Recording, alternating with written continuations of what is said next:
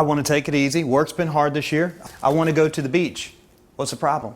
Yeah, but we went to the beach last year because of the same reason. Yeah, and we got to relax. We got to take it easy. That's what I'm talking about.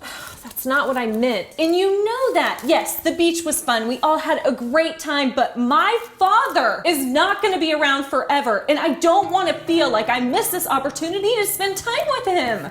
I don't know why we always have to go through this. I wish you could just... How many of us have a kitchen that looks a bit like that, at least some of the time? A simple discussion about where we're going on vacation is suddenly this full-blown argument between two people who love each other.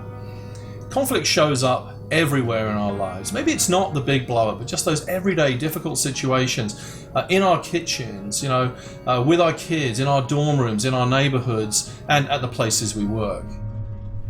Remember, you said you were going to send me that worksheet so I'd only have to enter them once. We talked about that. That was the whole point of the worksheet, only having to do it once. That's fine for you, but now I'm going to look stupid because we're the only group that doesn't have its numbers done because you didn't do them. Oh, hey, wait a minute. That's not fair. This isn't my fault. You didn't send me... The problem with conflict is we can't pretend it doesn't affect us. It wears us down, builds up walls, and tears down relationships. Maybe you haven't spoken to your sister for 5 years. And how often do you find yourself just in the same conflict again and again, maybe with your spouse, just like that wife who said, why do we have to keep going through this? Wouldn't it be great if there were some real answers, the answers we're all looking for?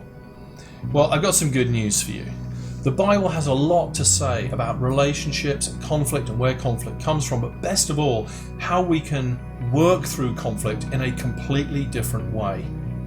Resolving Everyday Conflict is an 8-week group study that unpacks many of these wonderful truths. How many of you here have kids? Any of you said to your kids, can't you just get along? Yep. How did that work?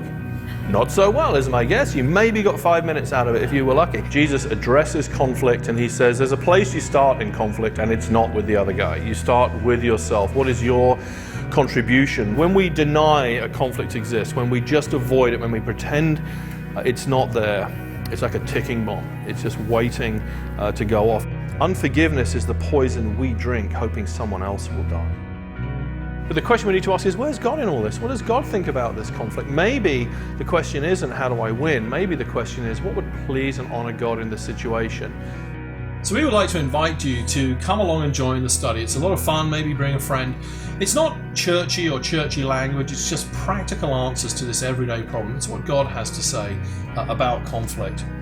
A lot of people remodel how their kitchen looks, and that's fine, but you would be amazed at what can happen when God remodels what's going on inside your kitchen.